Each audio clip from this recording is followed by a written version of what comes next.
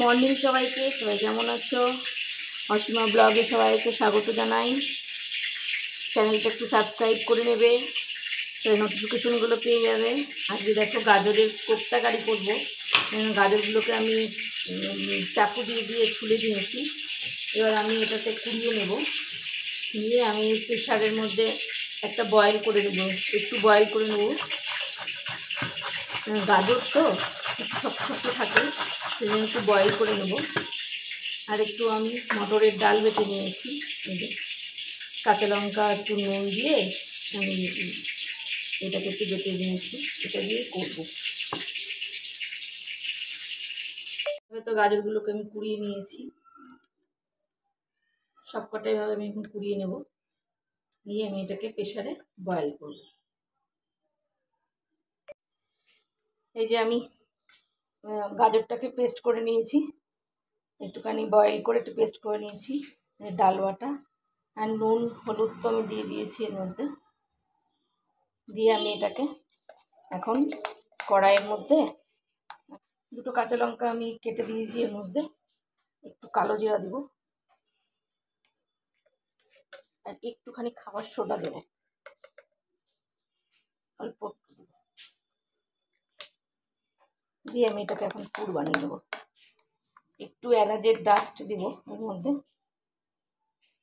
দারচিনি আর এলাচের একটু ডাস্ট দিয়ে দিলাম, আর একটুখানি চিলি ফ্লেক্সও দিব যেন মুখে এসে পড়ে।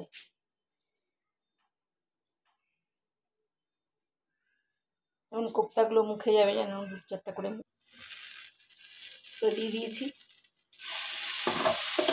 এটাকে বেশ ভালো করে আমি কড়াইতে পুর করবো। কোপ্তাগুলো আমি কেটে নিয়েছি, এই দেখো একটা একটা করে কেটে নিয়েছি। এবার আমি ভেজে নেব, তেল দিয়ে দিয়েছি কড়াইতে, আর একটা একটা করে আমি ভেজে নেব।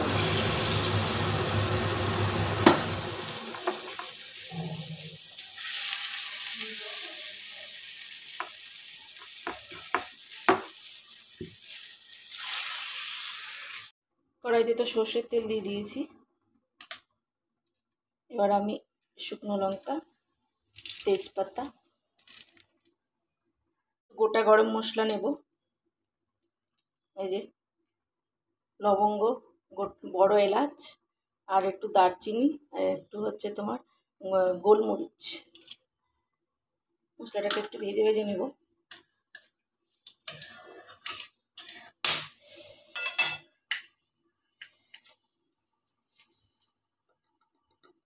দিয়ে এবার একটু চিনি দিয়ে দেবো।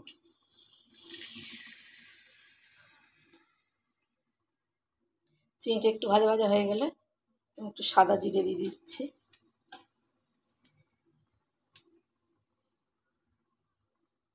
টক দিয়ে দিলাম,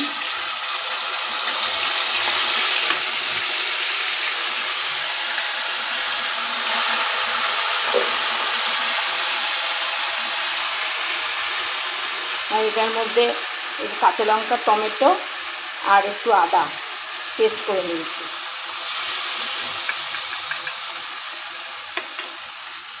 একটু কাশ্মীরি লঙ্কা দিয়ে দিচ্ছি,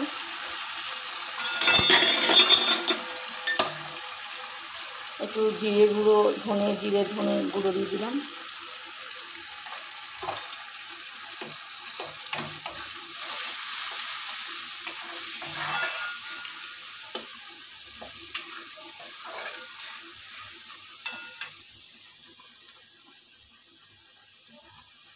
আন্দাজ করে নুন আর হলুদ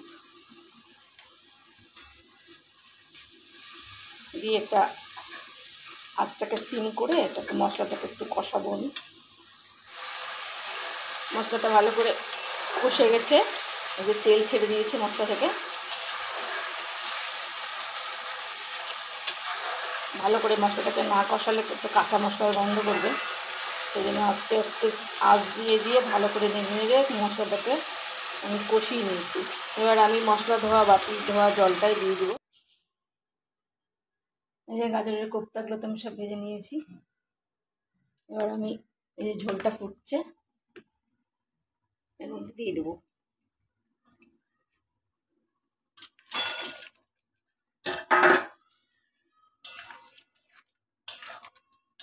একটু গায়ে গায়ে হবে, ঝোল থাকবে না। নামানোর মধ্যে একটু ঘি গরম মশলা দিয়ে নামিয়ে দেবো। আমাদের আমি এখন নিভিয়ে দিলাম, দিয়ে এখন একটু গরম মশলা দিয়ে দেবো, ঘি গরম মশলা। তো কোপ্তা, গাজরের কোপ্তা রেডি। আমি এর মধ্যে একটুখানি ছানা দিয়ে দেবো।